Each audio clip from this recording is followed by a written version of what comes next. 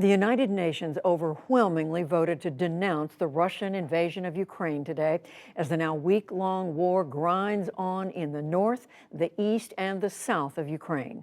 Meantime, the UN also reported that as of now, more than 800,000 Ukrainians have fled for surrounding nations. After refusing comment for days, the Russians today said nearly 500 of their troops have been killed and 1,500 have been wounded. Those numbers are believed to be actually much higher.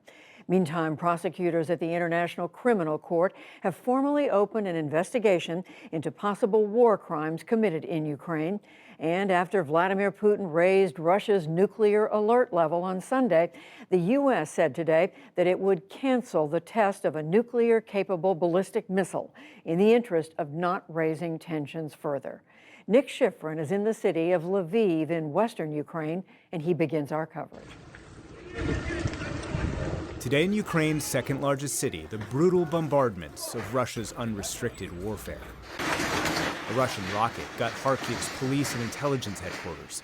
Also damaged Karazin University, one of the first universities in the Russian Empire, destroying a part of Russian heritage that Moscow is claiming to protect. Nearby, a cruise missile hit Kharkiv's city hall. A volunteer filmed just before impact.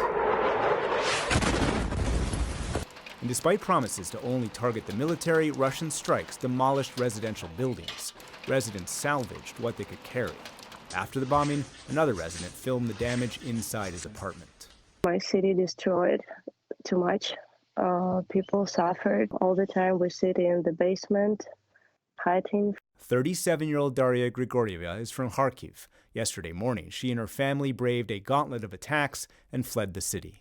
I cannot feel myself safe now because my heart still feels like jumped out the chest. But despite her and her husband's trauma, they are trying to protect and shield their children. How are your children doing? They said that it is very scary for kids that could hear these sounds for a long time. They start crying. We try to keep them safe all the time. We didn't allow them to come close to windows. When your children asked you what was going on, what did you tell them? I just said that it is not safe to stay in our city anymore. I didn't say that it is a war. I'm not ready to say it. I don't want them to know it. I want them to be safe, and I want them to stay human, you know. I want them to believe the war exists only in games, but it's not. Outside Kyiv, there are suburbs that are burning. The targets have included homes and playgrounds. And in the city center, women and children shelter inside subway stations. Maternity hospitals have moved their operations underground. Others tried to flee the city over a bridge the Ukrainian military destroyed to halt oncoming Russian tanks. According to a British assessment, Russia now controls territory in red in the north, northeast, and southeast, and is advancing toward Kyiv in the north, Mariupol in the southeast, and Mykolaiv in the south. Russian soldiers also surround 5 cities and are expected to further advance in 3 separate areas. But the U.S. and Ukraine say Russia is struggling with basic logistics. Soldiers who don't have enough food ransacked a convenience store for anything to eat. U.S. officials say the giant convoy near Kyiv is also struggling to get enough fuel.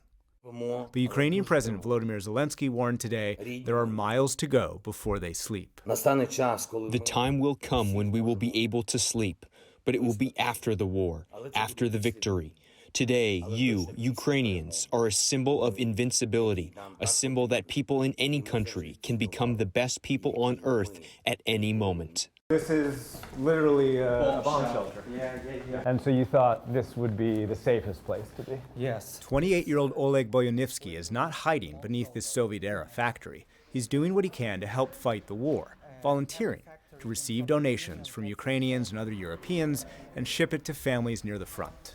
Why does everyone want to help? Why is it important for you, it seems, for every Ukrainian to pitch in? Because it's our land. We are fine here. It's already 30 years from end of Soviet Union, and now we are raising as a nation, as a country. Are you afraid? No, I'm mad. I'm mad, angry, and I want to finish it. But I want to save as many lives as we can. To save lives, they take medicine, bags of clothes, and replacement prized possessions for traumatized children. They make the long journey east by car, or if the roads are blocked by Russian soldiers, by train. Слава Україні! Rostislav Radish engineered this effort with his phone. He launched this Telegram chat last week. Today it has more than 22,000 members. Digital resistance, where previous Ukrainian efforts failed. In 1932, the Soviet Union forced a famine on Ukraine that killed millions. It's not a new war for us because of in previous age Russians also wanted to kill everybody in Ukraine. But in previous age we didn't have a big and good communication between Ukrainians, and it was harder than it is at this moment. Now when we can send messages and now when we can be united, We will win this war. I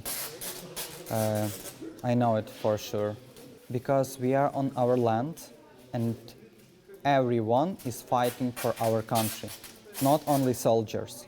It's 48 million people that want to live on this land and want to be free. Today, President Zelensky referred to an attack yesterday that damaged a memorial to the tens of thousands of Jews killed in the single largest Nazi massacre of World War II, and said today's Russian government wants to, quote, erase our history, erase our country, erase us all. In the face of existential threats, Ukrainians are trying to maintain their resilience. Daria, the woman we spoke to earlier who fled Kharkiv, says she wants to return to her city to help rebuild it. But Judy, she admitted she didn't know when or if that would be possible. So moving, these stories. Nick Schifrin reporting for us live tonight from Lviv in Ukraine. Thank you, Nick.